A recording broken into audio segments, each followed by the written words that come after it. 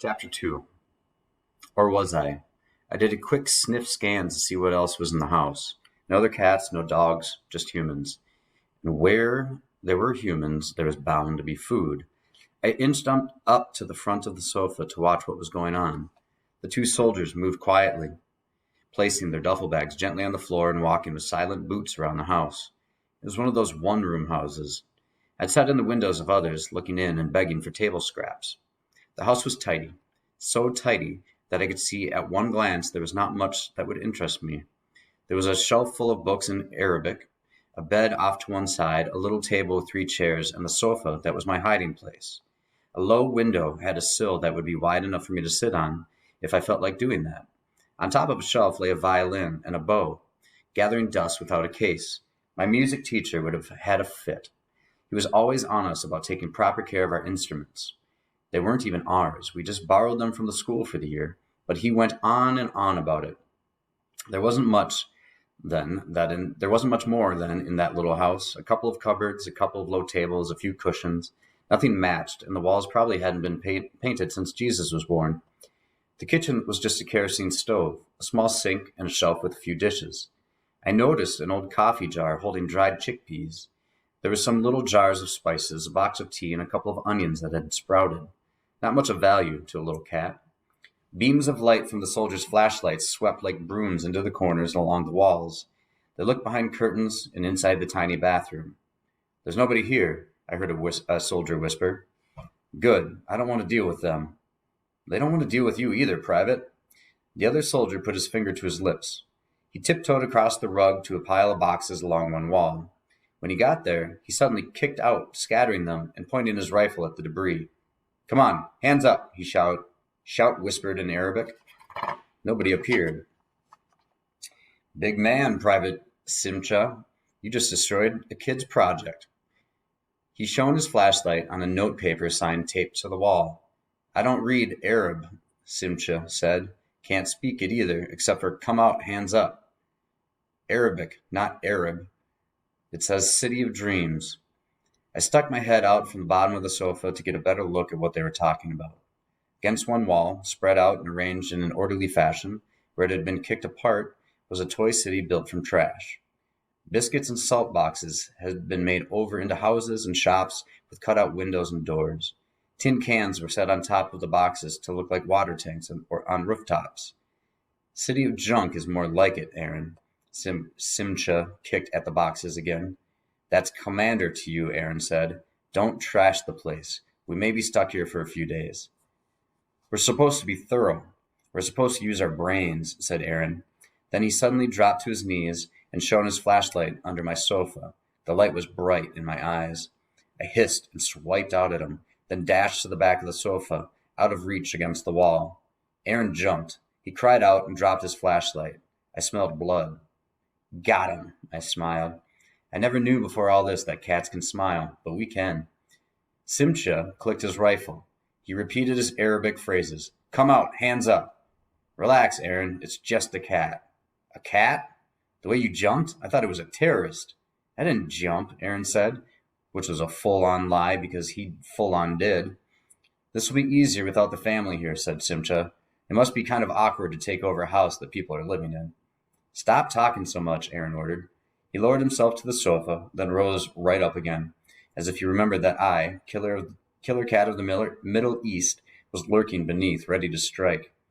That's what I told myself anyway. Like I said, I'm a cat without a TV. I have to entertain myself any way I can. Aaron knelt down on the carpet, took a map out of his pocket, and unfolded it on the floor. He shone his flashlight down on it. I wiggled to the front of the sofa to watch. "We were here," he said, pointing with his finger. "Then we went up here, and turned right here, down through Shepherd's Field." He moved his finger on the map as he talked. "What's wrong?" Simcha asked. "Are we lost?" I said, "Be quiet." Aaron continued to stare at the map. He had my sympathy. It's easy to get lost in this place. Small streets, tiny lanes that twist and turn and have no names, hills that all look alike. Aaron looked from the map to the window, trying to figure out which direction it faced. "It must be the right house," he said, more to himself than the other soldier. "A house on a hill next to a vacant lot. East of the refugee camp, south of Bethlehem. This must be it. It should give us a good vantage point." We've seen nothing but houses on hills, said Simcha. But what do I know? I'm fresh off the boat from America. You were born here. I was born in downtown Tel Aviv, Aaron said. You think I hang out in the territories? My last post was Jenin. This might as well be the moon. He took out a little pocket voice recorder, pressed a button, and spoke quietly into it. Unit 37 entered the home at 4:15 a.m. As far as we know, we have not been detected by the neighbors. The residents of the home are not in as we began our surveillance of the community. All is quiet. He clicked off and put the recorder back in his pocket. Simcha bent down and opened his duffel bag. My ears perked up. I hoped they were about to have breakfast. I don't see what you're so worried about, Simcha said as he reached into his bag. There are no wrong houses here. These people are always up to something. He pulled a tripod stand out of the bag and set it up by the window. Yeah, like raising their families, going to school, and minding their own business. You Americans come over here and join the IDF and think it's the Wild West. It's not that simple. You don't know me at all, Simcha said. Aaron stood at the window, even though it was way too dark to see anything. We'll know at first light if this house will work. It should give us a good view of the neighborhood. If not, we'll radio in and get further instructions. Simcha attached a telescope to the tripod. All I'm saying is that if we catch a terrorist, the brass won't care if it's the terrorist we were supposed to catch or another one. Either way, we'll be heroes. Just what the world needs, Aaron said. More dumb luck heroes. He moved 2 chairs over to the window by the telescope. It's not about catching terrorists, it's about keeping people safe. Us or them, Simcha said. On a good day, both. You sound like my parents. All you need is love. Simcha sat on a chair in front of the telescope. He lowered the tripod so that he could spy on the neighbors without having to stand up. The windows were already draped with lace-tight curtains. Aaron arranged the curtains over the telescope, hiding it from the outside view. My ears started to twitch. Fleas. I hate fleas. I never got lice when I was in school, not even in the 4th grade, when almost every other kid in the class was sent home to get nits picked out of their hair. Crawlers, I used to call them. The kids, not the lice. Here comes another creepy crawler, I would say, pointing and laughing at the kids with the lice. I never once became a crawler myself. It's not right that I should have to escape lice when I was a girl, but I had to deal with fleas now that I'm a cat. People who have lice when they're alive should be the ones to get fleas in the afterlife because they already know how to deal with them. Fleas to them would be no big deal. It's just my opinion. I tried to twist my body so that I could bring up one of my hind legs for a good scratch, but the sofa was too low.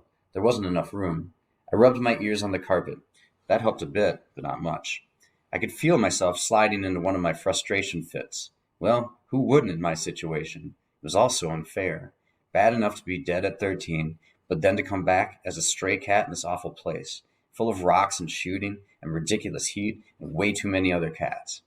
If I had to come back as a cat, why wouldn't I be one like my sister Polly's cat? Thai Kitty was fed roast beef from the table and snoozed on the sofa all day, waking up only to eat and watch TV. I wouldn't have minded that so much. I absolutely needed to scratch, and I wanted to get away from that carpet with the stank of cigarettes and tear gas. I wanted to move to a higher place where I could breathe in less smelly air, be out of reach of the soldiers, and keep a good eye on whatever was going on.